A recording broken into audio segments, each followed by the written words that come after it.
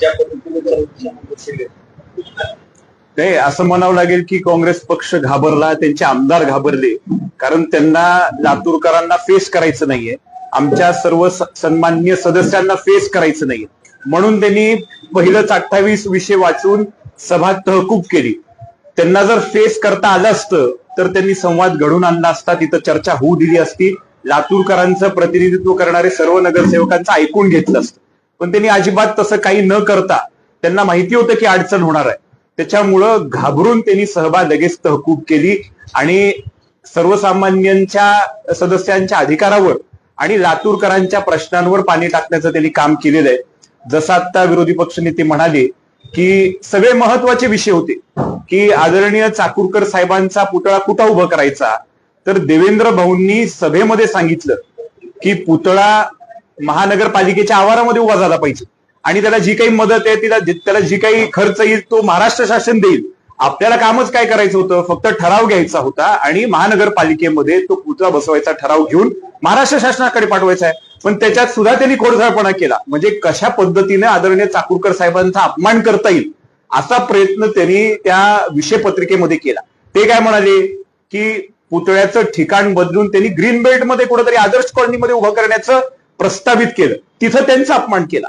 पुन्हा आपल्या गंजगोलाईमध्ये, आपल्या लोकशाही अण्णाभाऊ साठे चौकामध्ये अनेक समाज बांधवांनी, भारतीय जनता पक्षाने कितीदा तरी निवेदन दिले की तिथं पार्किंग व्हावी आणि अण्णाभाऊंच्या नावानं सभागृह उभं जावं. अशी अनेक वर्षापासून मागणी असताना पुन्हा एकदा त्यांनी तिथं खोडसाळपणा केला आणि असं प्रस्ताव आणला की तिथं शॉपिंग कॉम्प्लेक्स उभं करू.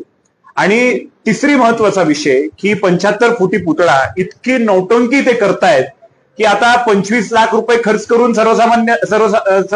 सर्व सदस्यांना तिथं ट्रिपवर घेऊन गेले.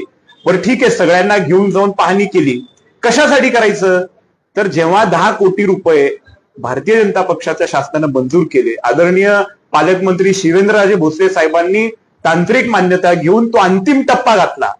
ही संकल्पना मूळ भारतीय जनता पक्षाची आहे, मंजुरी भारतीय जनता पक्षाची. 2 किलोमीटरच्या आवारामध्ये एकच पुतळे दोनदा बसवता येत नाही ही अट शिथिल करणारा भारतीय जनता पक्ष, तांत्रिक मान्यता देणारा भारतीय जनता पक्ष, फंड देणारा भारतीय जनता पक्ष. आणि आता ते काय करतायत की चबुत्र्यापासून 75 फुटी नसू नये तर जमिनीपासून 75 फुटी असला पाहिजे. जेव्हा आयुक्तांनी तेव्हा वेळ दिला होता की तुमचं काही म्हणणं असेल ह्या प्रोजेक्टवरती तर तुम्ही सुचवू शकता, तेव्हा काही केलं नाही.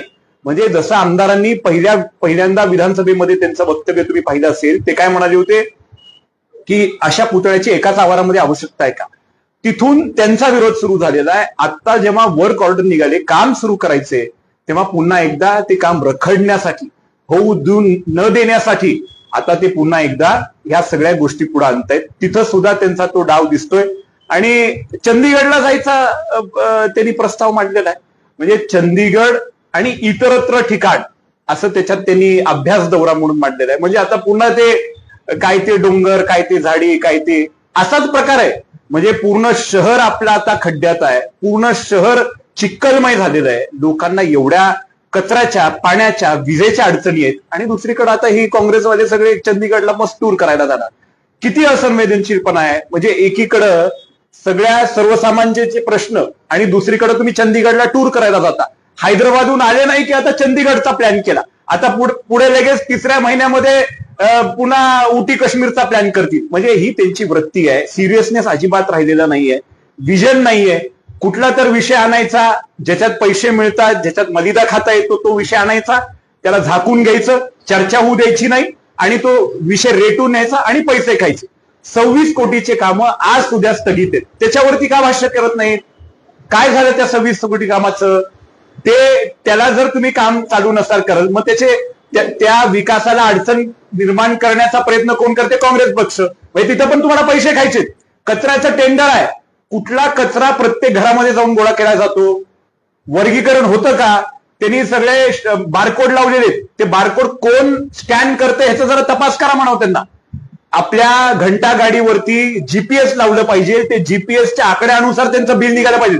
पर टनाचा हिशोब आहे, पर घराचा हिशोब आहे, पर व्यक्तीचा हिशोब आहे, त्याच्या हिशोबानं बिल काढण्यात आलं पाहिजे. पण आज काय होतंय, थोडं कमिशन दिलं की बिल काढलं जाते, थोडं कमिशन गेलं की 26 कोटीचे कामं थांबले जातात. थोडं कमिशन दिलं की पुतळ्याचं काम थांबलं जाते, हैदराबादला जायचं, लगेच चंदीगडला जायचं.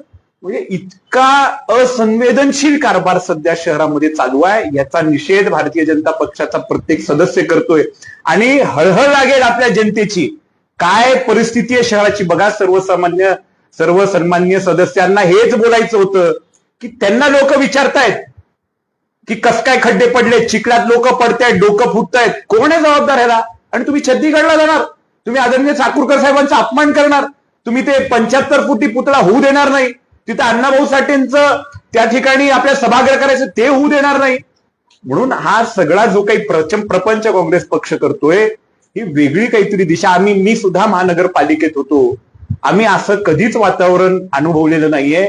आता आमदारांची दिशा काय ह्याच्यातून तुम्ही ओळखू शकता. आमदारांच्या नावावर ही महापालिका आली आहे. आमदारांनी ह्याचं रिस्पॉन्सिबिलिटी घ्यायला पाहिजे आणि त्यांच्या एकमतच्या कार्यालयातूनच ही सगळी विषय पत्रिका तयार झालेली आहे.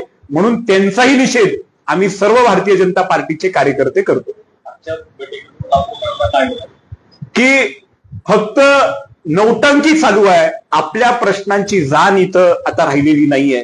जर आपण अडचणीत असताना ते जर हैदराबाद आणि चंदीगडला जाण्याचा विचार जर करत असतील तर याच्यातून सुज्ञ लातूरकरांनी आता समज घेतली पाहिजे की इथं तुमच्या विषयांना सिरियसनेस नाही, तुमच्या विषयांवर चर्चाही होत नाही, असा एक समज लातूरकरांनी आता घ्यायला पाहिजे.